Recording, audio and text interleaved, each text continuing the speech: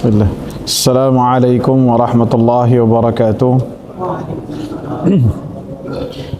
Innal hamdalillah nahmaduhu wa nasta'inuhu wa nastaghfiruh wa na'udzu billahi min shururi anfusina wa sayyiati a'malina. Man yahdihillahu fala mudilla lahu wa man yudlil fala hadiya lahu. أشهد أن لا إله إلا الله وأشهد أن محمدا عبده ورسوله. اللهم صل وسلم وبارك على نبينا محمد وعلى آله وصحبه ومن اتبع بهداه إلى يوم القيامة.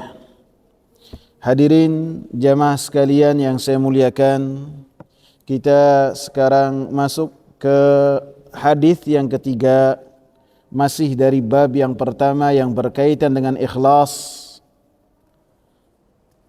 Wa an Aisyah radhiyallahu anha qalat, qala an-nabiy sallallahu alaihi wasallam, la hijrata ba'da al-fathi walakin jihadun wa niyatun fa idza stunfirtum fanfiru. Dari Aisyah radhiyallahu anha, beliau berkata, Rasulullah sallallahu alaihi wasallam bersabda, la hijrata ba'dal fathi, tidak ada hijrah setelah pembebasan, setelah kemenangan. Walakin jihadun wa niyatun, akan tetapi yang ada adalah jihad, yang ada adalah niat.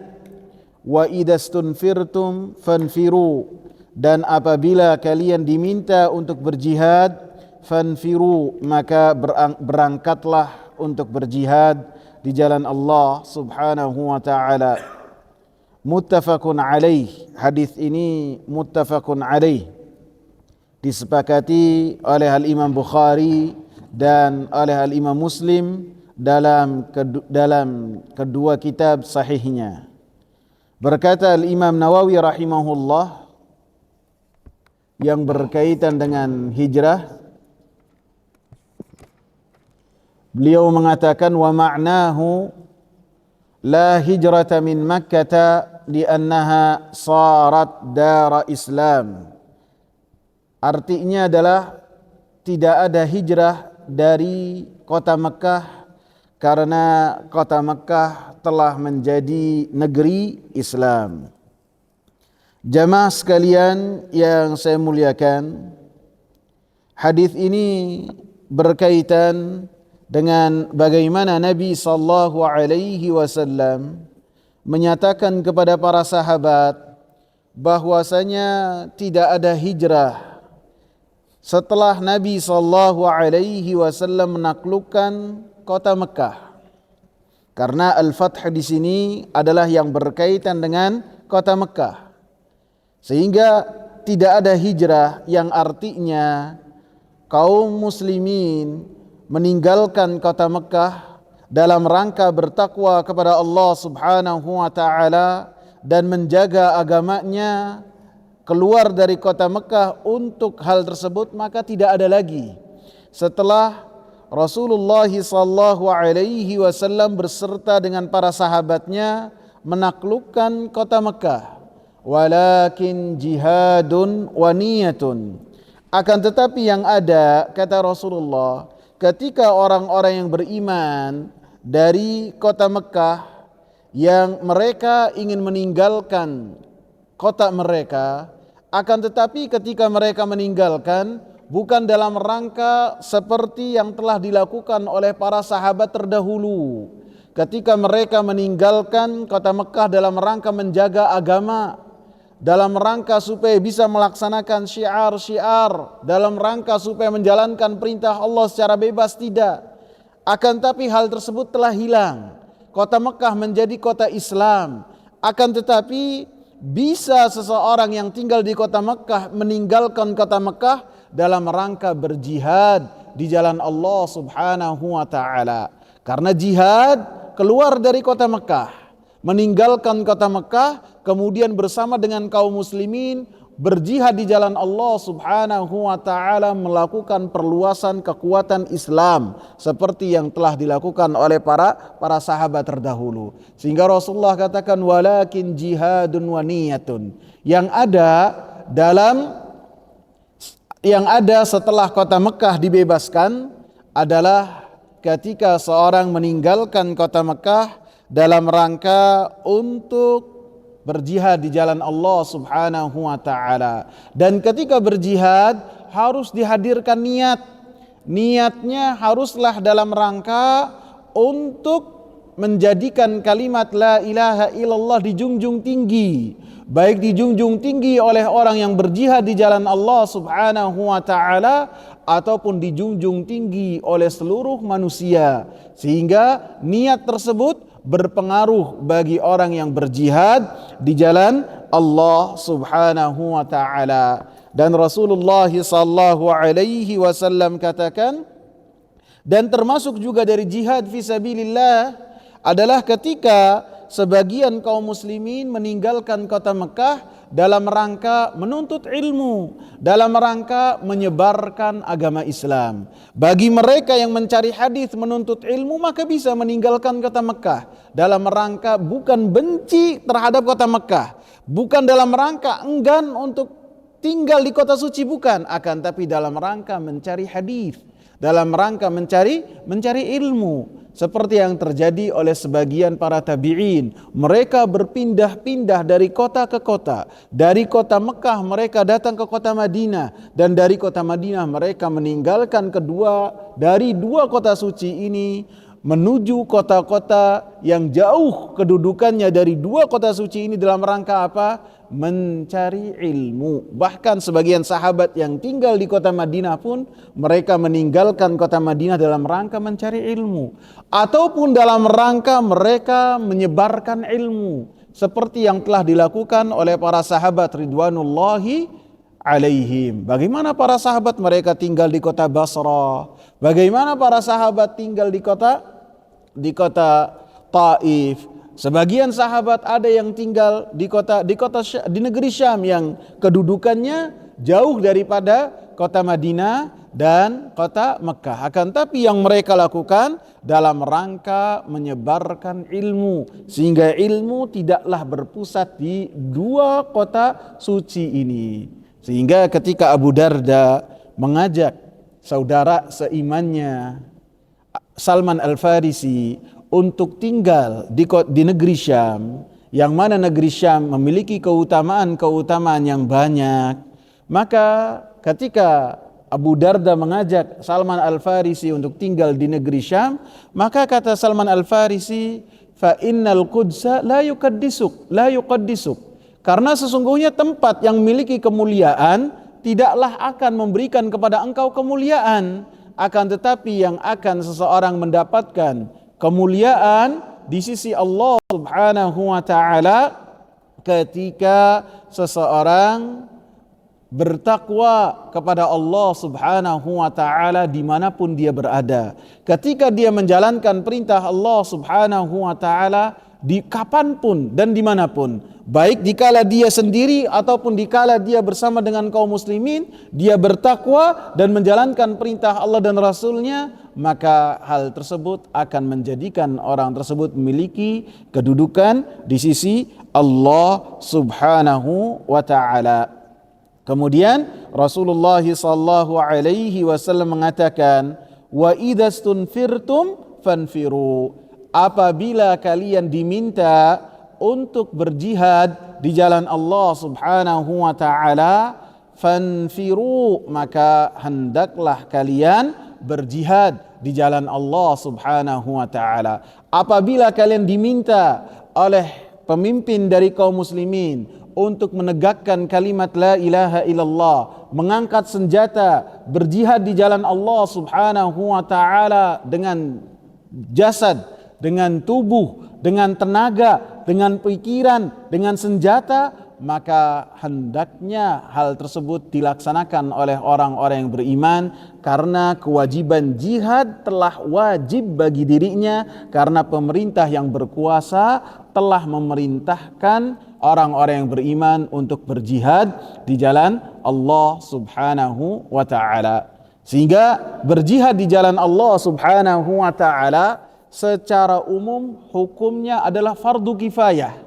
Apabila ada sebagian kaum muslimin yang melaksanakannya, maka kewajiban tersebut gugur bagi orang-orang yang tidak melaksanakan jihad fisabilillah. Akan tetapi apabila pemerintah yang berkuasa, waliul amr, memerintahkan untuk berjihad di jalan Allah Subhanahu wa ta'ala kepada kaum muslimin, maka wajib bagi kaum muslimin untuk memenuhi panggilan tersebut sesuai dengan kemampuan masing-masing. Karena Rasulullah sallallahu alaihi wasallam dalam hadis ini mengatakan, wa idastunfirtum, apabila kalian diminta untuk berangkat di medan jihad, maka hal tersebut menjadi kewajiban buat diri kalian untuk memenuhi seruan jihad dari pemerintah yang berkuasa. Sehingga ini menunjukkan tidak bisa jihad di jalan Allah Subhanahu wa ta'ala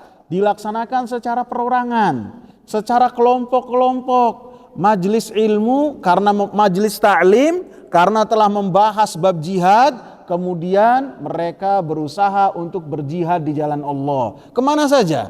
Misalnya dianggap di daerah-daerah yang rawan dengan kerusuhan, ataupun misalnya dianggap ada kerusuhan kemudian mereka pergi ke sana, maka ini bukan jihad fisabilillah. Karena jihad harus ada rayah, harus ada bendera, harus ada pemerintah yang memerintahkannya. Apabila pemerintah telah memerintahkan untuk berjihad, baru hal tersebut bisa dilaksanakan. Akan tetapi apabila individu untuk melaksanakannya, maka itu tidak bisa dilakukan. Begitu juga hukum-hukum yang berkaitan dengan khalayak, yang berkaitan dengan stabilitas keamanan, maka tidak boleh perorangan untuk melaksanakannya. Misalnya hukum kisos dilaksanakannya oleh kelompok-kelompok yang kelompok tersebut tidak memiliki kekuasaan terhadap daerah yang mereka tinggali. Mereka bukan pemerintah yang berkuasa, maka tidak boleh menerapkan hal tersebut. Apabila diterapkan, maka akan terjadi kegaduhan yang luar biasa.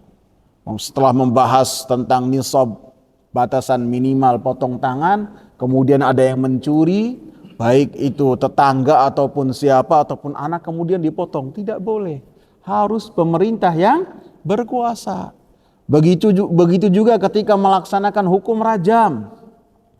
Orang yang sudah menikah kemudian melakukan perbuatan zina, kemudian setelah orang tersebut ternyata benar-benar melakukan zina dengan pengakuannya, kemudian dirajam sampai mati. Tidak boleh. Yang melakukan hanya bisa adalah pemerintah yang berwenang. Sebagaimana para sahabat, mereka datang kepada Rasulullah sallallahu alaihi wasallam menjelaskan keadaan mereka, kemudian Rasulullah sallallahu alaihi wasallam yang menghukumi mereka, menunjukkan itu adalah harus dilakukan oleh pemerintah yang berkuasa, dan Rasulullah sallallahu alaihi wasallam pada saat itu adalah menjadi pemimpin untuk kaum muslimin.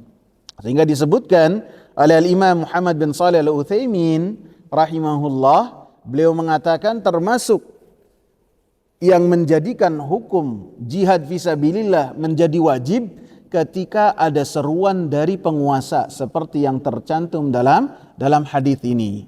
Dan dalam surat At-Taubah ayat 37 dan 39, Allah Subhanahu wa taala sebutkan, ya ayyuhalladzina amanu ma lakum idza qila lakum unfiru fi sabilillahi tsaqaltum ilal ard. Wahai orang-orang yang beriman, ada apa gerangan dengan kalian apabila dikatakan kepada kalian berjihadlah di jalan Allah Subhanahu wa taala, kalian lebih condong untuk lebih enak untuk merasa dekat dengan ketenangan, dengan meninggalkan jihad fi sabilillah ilal ard, berat untuk melakukannya. Araditum bil hayatid dunya minal akhirah, apakah kalian lebih ridha dengan kehidupan dunia daripada kehidupan akhirat? Maka Allah katakan, fama mata'ul hayatid dunya fil akhirati illa qalil. Dan tidaklah kesenangan kehidupan dunia apabila dibandingkan dengan kehidupan akhirat, kecuali sangat sedikit sekali. Lebih-lebih yang berkaitan dengan orang-orang yang berjihad di jalan Allah Subhanahu wa taala.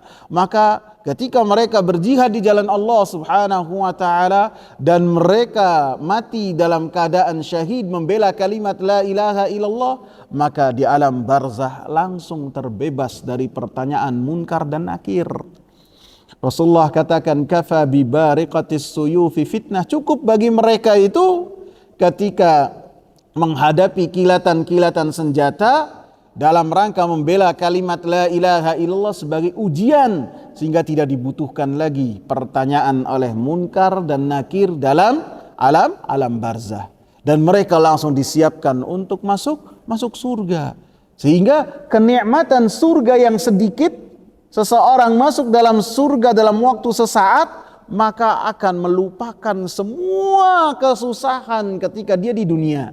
Sehingga Rasulullah sebutkan, ketika ada orang yang tidak merasakan kenikmatan sedikit pun ketika di dunia, sangat susah sekali, sangat susah dan menderita ketika hidup di dunia.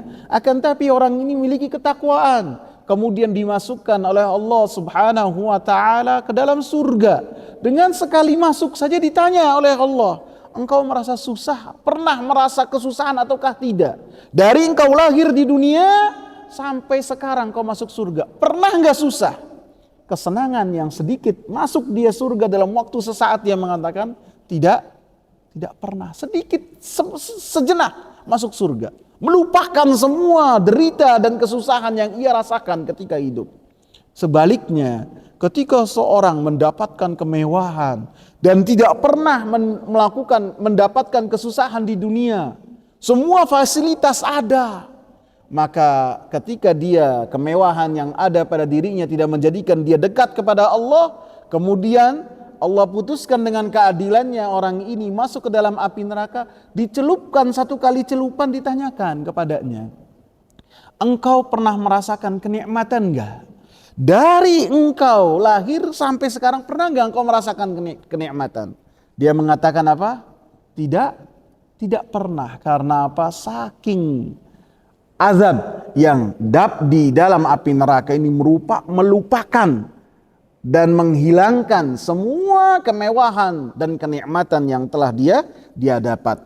Sehingga Allah Subhanahu wa taala katakan, qalil, kesenangan dunia apabila dibandingkan dengan kesenangan akhirat sangatlah sedikit. Allah Subhanahu wa taala ciptakan rahmat itu 100. Allah Subhanahu wa taala bagikan satu rahmat di dunia, sedangkan sisanya 99 rahmat Allah Subhanahu wa taala simpan di surga. Sehingga ketika seorang mendapatkan surga, maka faqad faz, kata Allah, maka dia telah sukses, maka dia telah jaya. Illa tanfiru, kata Allah Subhanahu wa taala, yu'adzibkum 'adzaban aliman wa yastabdilkum qauman ghairakum wa la tadurruhu syai'a. Jika kalian tidak mau untuk berjihad di jalan Allah Subhanahu wa taala, sedangkan seruan berjihad di jalan Allah Subhanahu wa taala telah diseru oleh pemerintah yang berkuasa, yu'adzibkum 'adzaban alima, niscaya Allah Subhanahu wa taala akan mengazab kalian dengan azab yang sangat pedih.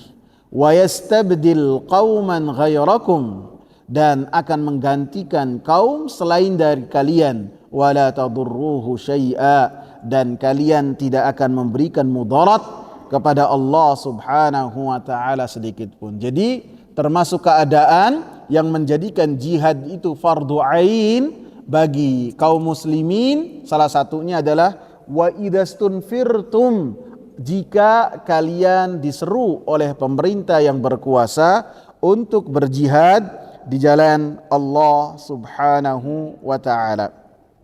Dikatakan oleh Imam Muhammad bin Shalih Al-Utsaimin rahimahullah, adapun yang kedua, apabila negeri dari kaum muslimin, wilayah dari kaum muslimin dikepung oleh orang-orang yang berusaha memadamkan cahaya Allah Subhanahu wa taala ataupun menghilangkan kalimat la ilaha illallah, maka pada saat itu jihad fi sabilillah berubah menjadi fardu ain buat setiap kaum muslimin yang ada di daerah tersebut. Baik itu orang tua, baik itu apalagi anak muda ataupun perempuan, semuanya diperintahkan untuk berjihad di jalan Allah Subhanahu wa taala, karena jihad ini yang jenis yang kedua ini jihad yang sifatnya defensif, bertahan, dikepung. Maka setiap kaum muslimin yang pada saat itu dikepung diperintahkan untuk berjihad di jalan Allah Subhanahu wa taala sesuai dengan kemampuan masing-masing. Keadaan yang ketiga disebutkan oleh Imam Muhammad bin Shalih Al-Utsaimin rahimahullah adalah apabila seseorang telah sampai ke medan jihad, ke medan pertempuran, kemudian bertemulah dua musuh, kaum muslimin dan orang-orang kufar, bertemu dalam rangka berperang di jalan Allah Subhanahu wa taala. Maka apabila sudah berhadapan demikian, tidak boleh satu pun dari orang-orang yang telah hadir di medan pertempuran tersebut untuk berpaling pulang, meninggalkan jihad fi sabilillah, karena jihad pada saat itu telah fardu baginya, telah menjadi fardu ain, kewajiban yang menimpa dirinya. Ketika dia belum berangkat dari rumahnya, fardu kifayah. Akan tetapi ketika dia sudah sampai ke medan pertempuran, kemudian dia terlintas di kepalanya untuk balik lagi. Bangunan belum kelar. Apalagi anak-anak gimana? Kadang-kadang ingat demikian. Maka tidak boleh. Pada saat itu tidak boleh meninggalkan medan pertempuran kecuali apabila pertempuran telah usai. Karena meninggalkan pertempuran pada saat itu menjadikan mental kaum muslimin yang ada akan menjadi hancur. Yang sebagian telah bersiap-siap untuk berjihad fisabilillah, kemudian ada sekelompok meninggalkan medan pertempuran tersebut, maka yang ada dan bersiap menghadapi orang-orang kafir mentalnya pada saat itu hancur. Dan ini adalah sikap dari orang-orang munafikin. Orang-orang munafikin dalam perang Uhud, mereka ikut bersama dengan Rasulullah sallallahu alaihi wasallam, dipimpin oleh Abdullah bin Ubay bin Salul. Akan tetapi begitu sampai di daerah yang mendekati ke Gunung Uhud, kalau tidak salah namanya Hamra al-Asad, maka mereka berpaling meninggalkan kaum muslimin. Yang tadinya Rasulullah bersama 1.000 pasukan dengan Abdullah bin Salul pulang ke kota Madinah membawa 300, sehingga sepertiga dari pasukannya Rasulullah sallallahu alaihi wasallam hilang. Dan ini adalah sifat orang-orang munafikin. Dan kita diperintahkan untuk menyelisihi sifat dan perbuatan dari orang-orang yang dimurkai oleh Allah Subhanahu wa taala. Dalilnya yang berkaitan dengan dilarangnya kita meninggalkan medan jihad apabila telah ada di medan pertempuran adalah dalam surat Al-Anfal. Allah Subhanahu wa taala katakan, surat Al-Anfal ayat 15 dan 16. Allah katakan, ya ayyuhalladzina amanu idza laqitumul ladzina kafaru zahfan fala tuwalluhumul adbar. Wahai orang-orang yang beriman, apabila kalian telah menemui orang-orang kafir dalam medan pertempuran, fala tuwalluhumul adbar, jangan kalian berpaling meninggalkan medan pertempuran tersebut. Wa man yuwallihim yawma idzin duburahu, siapa yang mereka pada saat itu memalingkan tubuh-tubuh mereka meninggalkan pertempuran, illa mutaharrifan liqitalin, kecuali ketika meninggalkan pertempuran tersebut dalam rangka berstrategi perang. Ada strategi yang akan dia jalankan. Au mutahayyizan ila fi'atin, atau ketika dia meninggalkan medan pertempuran itu dalam rangka dia bergabung ke kelompok yang lain. Faqad ba'a bi ghadabin minallahi wa ma'wahu jahannam wa bi'sal masir. Maka apabila bukan dalam keadaan dua hal ini, maka dia telah mendapatkan murka dari Allah Subhanahu wa taala dan tempat kembalinya api neraka Jahannam, wa bi'sal masir, dan itu adalah sejelek-jelek tempat kembali. Karena sebaik-baik tempat kembali adalah surga. Dan ketika seorang melakukan jihad fisabilillah, pada hakikatnya berniaga dengan Allah, dan Allah Subhanahu wa taala janjikan baginya apa? Surga. Akan tetapi ketika sampai dalam medan pertempuran kemudian dia berpaling karena takut, maka Allah Subhanahu wa taala katakan faqad ba'a bi ghadabin minallah, dia akan kembali, dia akan mendapatkan murka dari Allah Subhanahu wa taala, dan tempat kembalinya adalah api neraka, wa bi'sal masir, dan itu adalah sejelek-jelek tempat kembali. Kemudian yang keempat yang menjadi wajib adalah ketika seseorang memiliki keahlian yang berkaitan dengan jihad fisabilillah yang tidak dimiliki oleh orang lain, maka orang tersebut memiliki kewajiban yang lebih untuk berjihad di jalan Allah Subhanahu wa taala lebih dari yang lainnya. Sehingga dalam empat kondisi ini jihad fisabilillah menjadi wajib ketika terjadi pertempuran, ketika diperintahkan oleh pemerintah yang berkuasa. Artinya ketika pemerintah tidak memerintahkan, maka tidak ada syariat jihad dengan makna mengangkat senjata. Yang kedua, apabila negeri kaum muslimin dikepung oleh orang-orang kafir. Yang ketiga, apabila seseorang telah hadir di medan pertempuran. Dan yang keempat adalah ketika seseorang memiliki keahlian yang berkaitan dengan senjata ataupun apapun yang berkaitan dengan pertempuran yang tidak dimiliki oleh orang lain, maka menjadi kewajiban yang lebih dari yang lainnya, sehingga fardu ain bagi orang yang keempat ini. Kemudian wa idastunfirtum fanfiru. Dalam hadis ini juga kaum muslimin jamaah yang saya muliakan menunjukkan bahwasanya Rasulullah sallallahu alaihi wasallam memiliki kekuatan dalam memberikan penjelasan.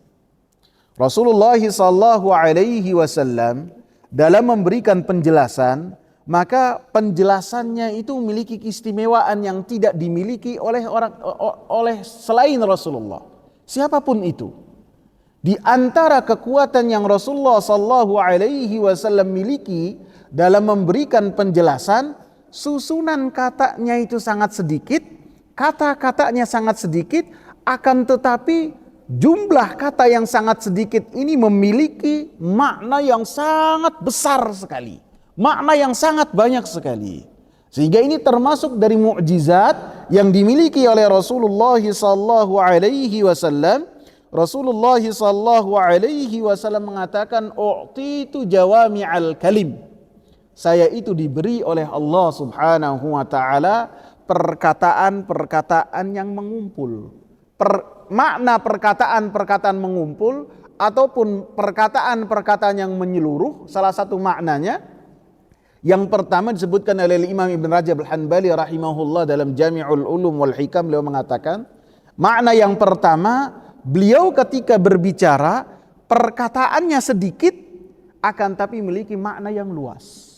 Ini termasuk hadis ini, la hijrata ba'dal fathi walakin jihadun wa niyatun wa idastunfirtum fanfiru. Kalimat kata-kata yang Nabi sallallahu alaihi wasallam sedikit beliau sampaikan sedikit, akan tapi maknanya sangat luas. Bisa jadi seorang ketika menyampaikan tentang pembahasan ini bisa sampai 2 kali pertemuan, 3 kali pertemuan, sampai 5 kali ataupun 6 kali. Seperti hadis lain Rasulullah SAW mengatakan, la darara wa la dirar. Perkataan yang sangat simpel sekali, akan tapi para ulama ketika membahasnya bisa jadi berjilid-jilid dan mereka sangat terkagum-kagum dengan hadis ini. Ketika Rasulullah sallallahu alaihi wasallam menjelaskan, maka penjelasan yang Rasulullah sallallahu alaihi wasallam katakan menjadi satu kaidah, yang kaidah tersebut dipahami oleh orang-orang yang beriman. Ketika sebagian orang yang terkadang melakukan perjalanan dengan kapal, dengan laut, mereka datang kepada Rasulullah sallallahu alaihi wasallam dan bertanya kepada Rasulullah tentang air laut. Karena air laut bentuknya beda, asin. Mereka bertanya kepada Rasulullah, ya Rasulullah, bagaimana air laut? Maka Rasulullah katakan, huwa tahuru ma'uhu wal hillu maitatuhu. Menjadi kaidah. Air laut ini bisa dijadikan sebagai alat untuk bersuci. Sehingga ketika kalian berwudu dengan air laut, maka hadas kalian akan terangkat. Ataupun ketika kalian mandi besar pun, mandi janabah, maka janabah kalian akan terangkat. Menjadi kaidah. Wal hillu maitatuhu, dan semua bangkai yang ada dari hewan laut maka itu halal. Sehingga para ulama mengatakan semua yang ada di laut halal selama itu bukan kapal selam. Apabila kapal selam, besi tenggelam, baru itu haram. Adapun hewan mau bentuknya apapun juga, baik itu di daratan menjadi hewan yang haram, apabila itu dari dalam laut, maka ini berkaitan dengan apa yang telah dikatakan oleh Rasulullah sallallahu alaihi wasallam, wal hillu maitatuhu. Apa yang ada di dalam laut itu halal, bisa dimakan. Sehingga ini adalah perkataan Rasulullah sallallahu alaihi wasallam yang menunjukkan bahwasanya Rasulullah sallallahu alaihi wasallam ketika berbicara, perkataan Rasulullah sallallahu alaihi wasallam susunan hurufnya itu sangatlah sedikit sekali, akan tetapi makna dari huruf-huruf yang disebut oleh Rasulullah sallallahu alaihi wasallam sangatlah banyak sekali. Rasulullah sallallahu alaihi wasallam ketika khutbah, baik itu khutbah Jumat ataupun khutbah yang lainnya, maka ketika Rasulullah menyampaikan sangat singkat sekali. Akan tetapi apa yang disampaikan oleh Rasulullah sallallahu alaihi wasallam dengan ungkapan yang singkat ini memiliki makna yang sangat padat sekali. Ini bedanya. Beda dengan sebagian kita pada zaman sekarang. Ngomongnya 2 jam, akan tetapi apabila diringkas itu hanya 2 huruf saja, iya ataupun tidak. Benar enggak? Enggak, Rasulullah enggak. Ngomongnya sedikit, maknanya panjang sekali, lebar sekali. Dan setiap generasi yang dekat dengan Rasulullah sallallahu alaihi wasallam, maka perkataan-perkataannya lebih sedikit daripada perkataan-perkataan generasi yang sesudahnya. Akan tetapi generasi yang perkataannya sedikit ini, makna dari ucapannya lebih dalam dan lebih berpengaruh daripada generasi-generasi yang sesudahnya. Kalau antum bandingkan perkataannya Abu Bakar dengan perkataannya Abdullah bin Abbas, lebih banyak mana? Lebih banyak mana? Abdullah bin Abbas. Tidaklah ada satu kitab yang membahas ilmu dengan cara pemahaman salaful ummah dengan membahas hadis-hadis kecuali di dalamnya ada berkata Abdullah bin Abbas. Tidaklah membahas ayat kecuali ada berkata Abdullah bin Abbas. Akan tapi siapa yang meragukan keilmuan dari Abu Bakar? Siapa? Gak ada. Orang yang paling alim dari umat ini, Yang paling alim adalah Abu Bakar As-Siddiq radhiyallahu anhu, As-Siddiqul Akbar. Sehingga dikatakan oleh Al-Imam Syekhul Islam Ibnu Taimiyah rahimahullah, orang yang paling tidak pernah menyelisihi perkataan, perbuatan dan sikapnya dengan apa yang telah dibawa oleh Rasulullah sallallahu alaihi wasallam hanya satu orang, Abu Bakar As-Siddiq. Tidak pernah menyelisih sesuai dengan apa yang telah dibawa oleh Rasulullah sallallahu alaihi wasallam. Rasulullah dikuburnya bagaimana? Beliau yang tahu. Rasulullah wafat mau dikubur di mana? Beliau yang tahu. Rasulullah sallallahu alaihi wasallam apabila meninggal dunia tidak memberikan warisan kepada ahli warisnya. Abu Bakar yang tahu. Yang lainnya apa? Tidak tahu, menunjukkan bahwasanya Abu Bakar adalah sahabat yang paling alim walaupun perkataannya lebih sedikit. Abdullah bin Abbas apabila dibandingkan dengan perkataan-perkataan para tabi'in, maka perkataan para tabi'in itu lebih banyak daripada perkataannya Abdullah ibn Abbas. Bahkan perkataannya Abdullah ibn Abbas apabila dibandingkan dengan perkataan muridnya Al-Imam Mujahid dalam kitab-kitab tafsir, bisa jadi perkataan Al-Imam Mujahid 2 kali lipat, 3 kali lipat dari jumlah perkataannya Abdullah ibn Abbas. Sehingga ketika ada orang yang pandai pandai berretorika, pandai berorasi, bukan dia itu orang alim, bukan. Orang alim itu ketika seorang menyampaikannya itu sesuai dengan perkataan para ulama. Ketika menjelaskannya sesuai dengan apa yang dipahami oleh para sahabat ridwanullahi alaihim. Sehingga yang mengetahui orang alim itu apakah seorang orang alim ataukah bukan, maka itu orang alim, karena orang alim lah yang paling mengetahui mana orang alim mana bukan. Sehingga dari hadis ini ada mukjizat yang sangat besar yang tampak dalam hadis ini, yaitu perkataan Nabi sallallahu alaihi wasallam yang sangat sedikit akan tetapi memiliki makna yang sangat banyak sekali. Ini makna yang pertama dari makna wa u'titu jawami'al kalim. Saya mendapatkan dari Allah Subhanahu wa taala perkataan-perkataan yang terkumpul. Makna yang kedua, bahwasanya Nabi sallallahu alaihi wasallam memahami semua dialek orang-orang Arab pada zaman itu. Dan ini termasuk mukjizat. Karena tidak ada yang mampu menguasai semua bahasa Arab kecuali seorang Rasul dan seorang Nabi. Sehingga Imam Syafi'i mengatakan tidak ada orang yang lebih fasih daripada Nabi sallallahu alaihi wasallam.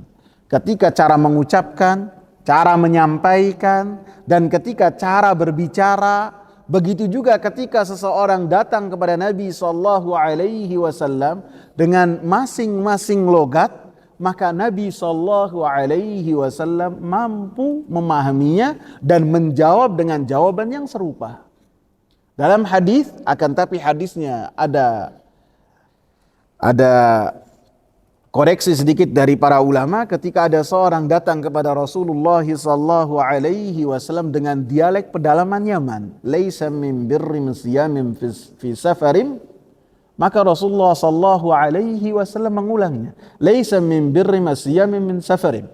Ketika orang ini berkata kepada Rasulullah, ya Rasulullah, bukanlah dari kebaikan ketika seorang melakukan perjalanan kemudian dia berpuasa, maka Rasulullah sallallahu alaihi wasallam menjawabnya dengan menggunakan dialek yang digunakan oleh orang tersebut. Padahal Rasulullah sallallahu alaihi wasallam bukanlah orang yang suka bepergian. Walaupun Mekah ini pusat peradaban keagamaan orang-orang Arab, akan tapi dengan hal itu bahasa Arab di sana tidaklah terjaga. Penyakit lebih berkumpul di kota tersebut pada saat itu. Sehingga ketika Nabi sallallahu alaihi wasallam mampu menguasai semua dialek dari bahasa Arab, menunjukkan Nabi sallallahu alaihi wasallam diutus oleh Allah Subhanahu wa taala, karena tidaklah mampu melakukan hal tersebut kecuali seorang nabi dan seorang rasul.